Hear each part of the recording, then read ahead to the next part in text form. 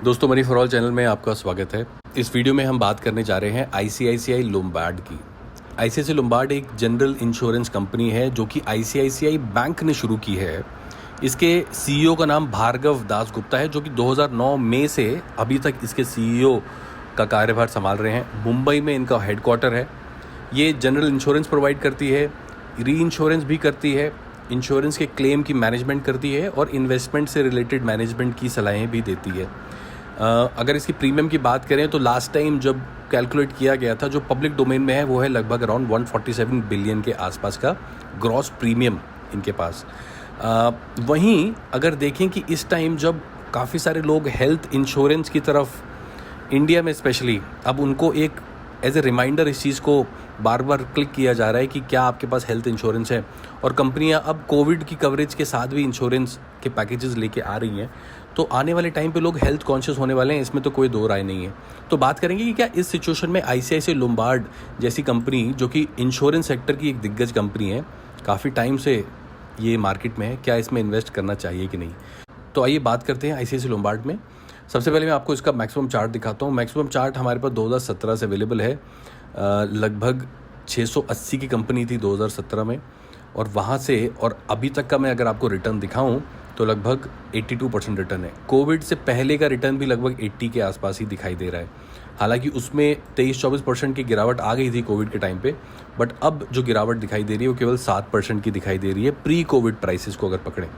और जैसा हमने देखा कि जो रिटर्न दिए हैं लगभग 97% के आसपास दिए हैं, मतलब पैसा इसने डबल कर दिया है 2017 के मुकाबले अगर प्राइस पकड़ें। पिछले एक साल का अगर मैं आपको प्राइस दिखाऊं तो मुझे पिछले एक साल के रिटर्न दिख रहे हैं लगभग 20%, जो कि अच्छे रिटर्न हैं। और 6 महीने के अगर मैं आपको रिटर्न दिखाऊं तो 6 महीने में मुझे रिटर्न दिखाई दे रहे हैं लगभग फ्लैट रिटर्न दिख रहे हैं। इसमें कोई ना तो नेगेटिव हुआ है, ना पैसा डुबाया है, ना पैसा कमा के दिया है। तो चार्ट मुझे अच्छा लगा, रिटर्न इसने दिए हैं, पैसा डबल किया है। एनएससी की वेबसाइट पे देखें तो 1240 अभी प्राइस दिख रहा है। 1440 यानी कि यहाँ से 200 रुपये और था प्राइस जो दिसंबर में था, और 805 तक के बॉटम इसने मार्च में ही बनाए हैं। वहीं क्वांटिटी 4 लाख के आसपास ट्रेड हुई थी लास्ट ट्रेडिंग सेशन में, और 2 लाख के करीब डिलीवरी देखने को मिली, यानी 55% के आसपास। 2.5% बढ़ा था अपने लास्ट ट्रेडिंग सेशन में ये। कंपनी इन्फॉर्मेशन देखें तो 55% लगभग आईसीआईसीआई बैंक के पास है, बिकॉज वही प्रमोटर है इस केस में, और पब्लिक के पास 44% है। तो प्रमोटर और पब्लिक की जो रेशो है वो एक हेल्दी रेशो है। ना ज़्यादा एक्सपोजर प्रमोटर के पास है, ना पब्लिक के पास दिखाई दे रहा है। वहीं कुछ भी हमें प्लेज्ड दिखाई नहीं दे रहा। दोस्तों, ये सारे डेटा देखना ज़रूरी है, क्योंकि ज़्यादा प्लेज्ड अगर होता है, अगर प्लेज्ड में कुछ परसेंटेज दिखता है तो पता लगता है कि कंपनी इस टाइम फाइनेंशियल दबाव से गुजर रही है। और ये सब चीज़ें देखना इसलिए ज़रूरी है क्योंकि स्टॉक बहुत वॉलेटाइल हो जाता है अगर पब्लिक के पास ज़्यादा एक्सपोजर हो। ये डेरिवेटिव में इसका कोई ट्रेडिंग नहीं होती, ना फ्यूचर ना ऑप्शंस में। इससे जुड़े आपको नंबर्स दिखाता हूँ। लास्ट क्वार्टर के नंबर्स अनाउंस हो चुके हैं। पिछले एक साल के नंबर हमारे सामने हैं। लास्ट क्वार्टर यानी कि जैन फेब मार्च में इसने 2880 करोड़ का कारोबार किया, जो कि ईयर ऑन ईयर ग्रोथ दिखा रहा है। लगभग 200 करोड़ से ज़्यादा की ग्रोथ दिखा रहा है। और दिसंबर में लास्ट क्वार्टर, मतलब जो Q4 से पहले का जो क्वार्टर है Q3, उसमें 2890 के आसपास का बिजनेस था, यानी कि सीक्वेंशियली गिरा है, ईयर ऑन ईयर बिजनेस बढ़ा है। नेट प्रॉफिट अगर देखूँ तो 281 के प्रॉफिट हैं, जो कि ईयर ऑन ईयर बढ़ते दिखे हैं लगभग मुझे 50 करोड़ के आसपास, और सीक्वेंशियली हल्के से घटते हुए दिखाई दिए हैं। बट मेरे लिए ईयर ऑन ईयर ज़्यादा मैटर करता है, तो मैं इसको एक थम्स अप दूंगा। वहीं अगर मैं इसके आपको थोड़ा सा और पी रेशो और मार्केट कैप पे लेके चलूँ तो मार्केट कैप लगभग 56,000 करोड़ है। अच्छे मार्केट कैप हैं, और पी रेशो तो और भी शानदार हैं, लगभग 46। दोस्तों, मैं कभी भी ज़्यादा पी रेशो और कम पी रेशो को ऐसे रीड करता हूँ कि ज़्यादा पी रेशो होना मतलब ज़्यादा लोग इस स्टॉक को ख़रीदने के लिए तैयार हैं। बिकॉज जितना प्रीमियम पे स्टॉक बिकता है उतना उसमें इंटरेस्ट लेवल ज़्यादा है, पता लगता है।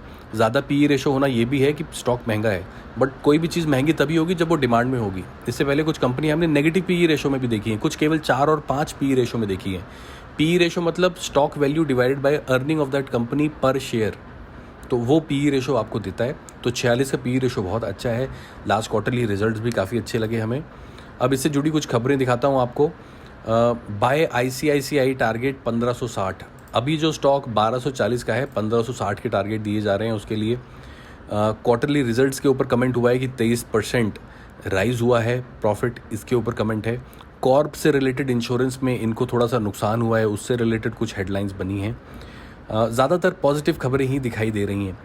अब इसके RSI अगर मुझे आपको दिखाने हो कि RSI किस तरीके से ट्रेंड कर रहा है, तो RSI फ़िलहाल है 56 के आसपास, यानी कि ना तो ओवर सोल्ड में है ना ही ओवर बॉट में है। यहाँ से अभी और भी खरीदारी आती हुई देखने को मिल सकती है, और अगर चार्ट अगर थोड़ा सा मार्केट के सेंटिमेंट्स नेगेटिव हुए तो बिकवाली भी आ सकती है, क्योंकि अभी भी ओवर सोल्ड जोन में नहीं है।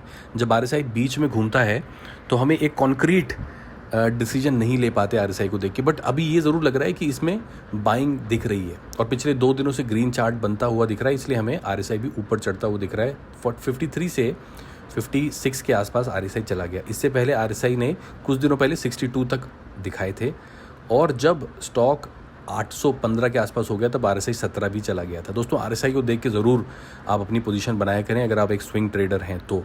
30 डेज़ मूविंग एवरेज आप देखिए ऊपर की तरफ के इशारे कर रही है, एक यू बना रही है, वहीं 90 डेज़ मूविंग एवरेज हल्का सा नीचे जाती हुई दिखाई दे रही है। तो हमने इसके NSE की वेबसाइट पे देखा, शेयर होल्डिंग पैटर्न्स देखे, चार्ट देखा, नंबर्स देखे लास्ट क्वार्टरली, RSI भी देखा, मूविंग एवरेजेस भी देखी। अब सबसे बड़े सवाल का जवाब, क्या ICICI लोम्बार्ड में इन्वेस्ट करना चाहिए कि नहीं? दोस्तों, इस चीज़ में कोई दो राय नहीं है कि आने वाले टाइम पे लोग इंश्योरेंस तो ज़रूर कराएंगे, हेल्थ इंश्योरेंस तो पक्का होगा, क्योंकि लोगों ने एक चीज़ रियलाइज़ की है कि हेल्थ को इंडिया में इग्नोर किया गया। यहाँ पे भले ही हॉस्पिटल इंफ्रास्ट्रक्चर हो, हॉस्पिटल से रिलेटेड आप देखेंगे FDIs भी काफ़ी आएंगी, फॉरेन से रिलेटेड इन्वेस्टमेंट्स भी काफ़ी आएंगी, डोमेस्टिक इन्वेस्टमेंट्स भी बहुत होंगी इस सेक्टर में, और public in general will invest in their health, जिसमें इंश्योरेंस सबसे पहली चीज़ आती है। तो उसका फ़ायदा ICICI लोम्बार्ड जैसी कंपनी को ज़रूर होगा। तो लॉन्ग टर्म के लिए फंडामेंटल अगर बिजनेस मॉडल देखें तो it's a definitely to buy stock, it's a definitely to have a stock जो आपकी पोर्टफोलियो में होना चाहिए। बट सबसे बड़े सवाल का जवाब कि क्या 1240 सही लेवल हैं, क्योंकि ये स्टॉक पिछले कुछ टाइम पे 800 तक के बॉटम बना के आया है।